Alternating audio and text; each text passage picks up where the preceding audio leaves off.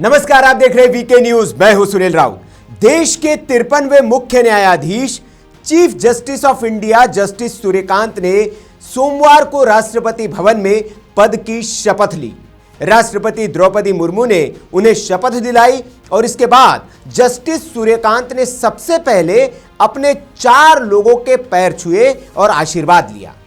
कौन थे वे 4 लोग जिनके पैर छूकर सीजेआई ने लिया आशीर्वाद, बताएंगे। लेकिन इसके साथ ही इस पूरे कार्यक्रम, शपथ, उनका परिवार और उनकी न्यायिक यात्रा को भी विस्तार से समझेंगे। यह महज एक शपथ ग्रहण समारोह नहीं था, बल्कि भारतीय न्यायपालिका के इतिहास में एक रिकॉर्ड बनाने वाला क्षण भी था, क्योंकि पहली बार इतने बड़े अंतरराष्ट्रीय न्यायिक प्रतिनिधिमंडल ने किसी चीफ जस्टिस ऑफ इंडिया के शपथ ग्रहण में हिस्सा लिया था।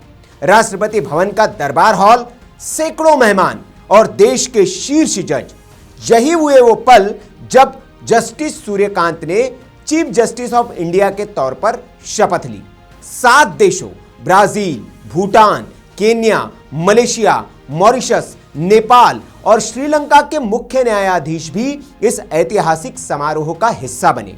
भारतीय न्यायपालिका में यह पहला मौका था जब किसी सीजेआई के शपथ ग्रहण में इतना बड़ा अंतरराष्ट्रीय प्रतिनिधिमंडल मौजूद रहा।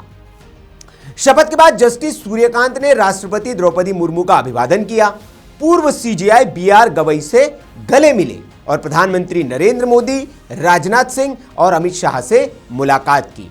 औपचारिकता खत्म होते ही जस्टिस सूर्यकांत सीधे अपने परिवार की तरफ बढ़े। सबसे पहले बड़े भाई ऋषिकांत और बड़ी बहन राजबाला के उन्होंने पैर छुए।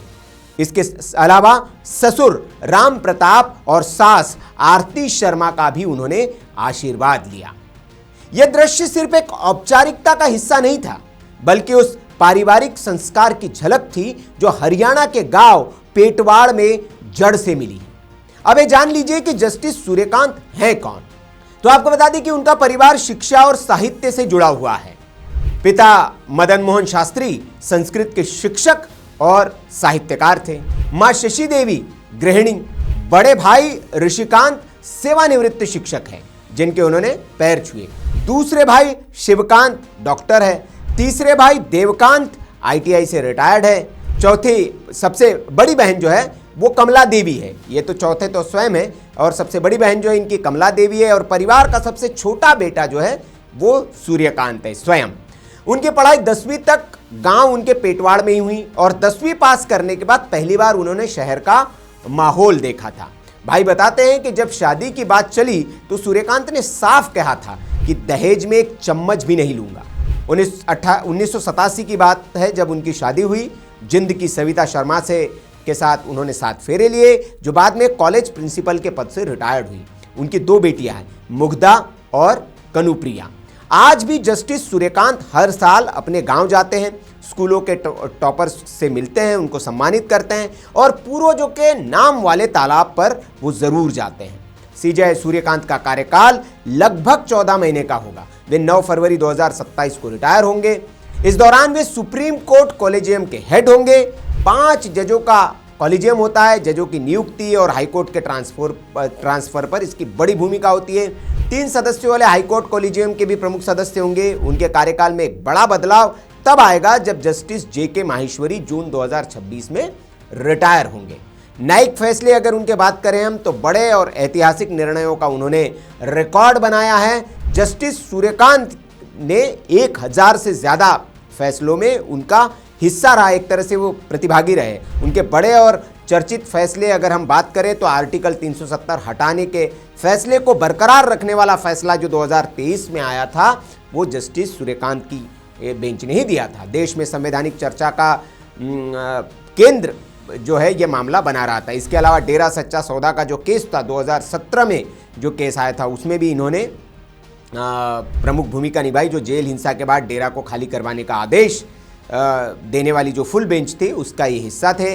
कॉलोनियल एरा का जो राजद्रोह कानून है उसको रोकने और नई एफआईआर दर्ज न करने का निर्देश देने वाले बेंच में भी जो है ये शामिल थे।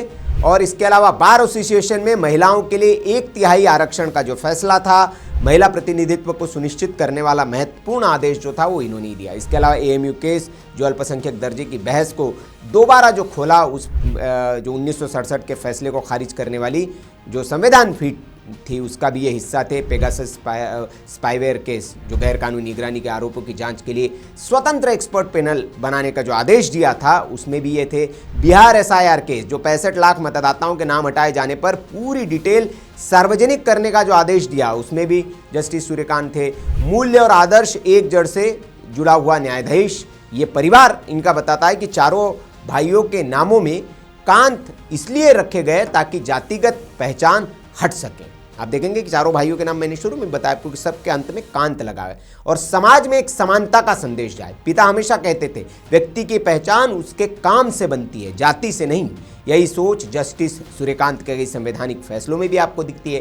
देश को अब ऐसा सीजीआई मिला है जिसकी जड़ें गांव से निकली है, जिसका संघर्ष मेहनत से बना है और जिसने अपने फैसलों से कई बार देश की संवैधानिक व्यवस्था को नई दिशा दी है। आने वाले 14 महीनों में जस्टिस सूर्यकांत के सामने कई अहम चुनौतियां होंगी, जजों की नियुक्ति से लेकर महत्वपूर्ण संवैधानिक मामलों तक। उनका कार्यकाल भले सीमित है लेकिन प्रभाव बहुत गहरा होने वाला है। तो ये जस्टिस सूर्यकांत के बारे में थोड़ी जानकारी हमने आपको देने की कोशिश की। कौन वो लोग थे जिनके उन्होंने पैर छुए, प्रधानमंत्री नरेंद्र मोदी के साथ उन्होंने कैसे मुलाकात की, ये सब हमने आपको बताया। लेकिन इस शपथ ग्रहण समारोह में जिसकी काफ़ी चर्चा हो रही वो देश के नेता प्रतिपक्ष राहुल गांधी की, उन्होंने एक तरह से इस कार्यक्रम का बहिष्कार किया, वो नहीं पहुंचे। जबकि नेता प्रतिपक्ष होने के नाते ये उनकी जिम्मेदारी भी है कि इस तरह के कार्यक्रमों में वो अपनी हाजिरी लगाए, अपने मौजूद रहे। लेकिन वो लगातार इस तरह के कार्यक्रमों से गैर मौजूद रहते हैं और उन पर सवाल भी उठता है कि ऐसा कौन सा जरूरी काम राहुल गांधी के पास होता है जो इतने महत्वपूर्ण कार्यक्रमों को वो छोड़ देते हैं। आपकी इस खबर पर क्या राय है कमेंट करके हमें जरूर बताएं। वीडियो अच्छा लगा तो लाइक करें, शेयर करें और ऐसी खबरों के लिए आप देखते रहिए वीके न्यूज। मैं सूर्यकांत जो भारत के उच्चतम न्यायालय का मुख्य न्यायमूर्ति नियुक्त हुआ हूँ, जो भारत के उच्चतम न्यायालय का मुख्य न्यायमूर्ति नियुक्त हुआ हूँ, ईश्वर की शपथ लेता हूँ ईश्वर की शपथ लेता हूँ कि मैं विधि द्वारा स्थापित भारत के संविधान के प्रति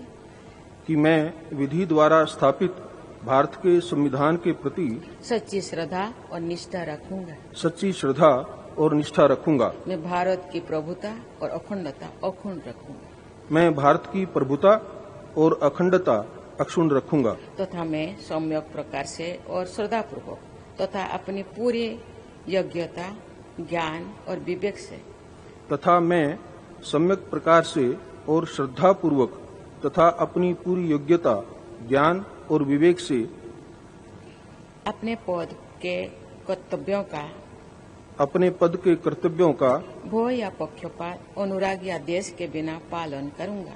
भय या पक्षपात, अनुराग या द्वेष के बिना पालन करूंगा।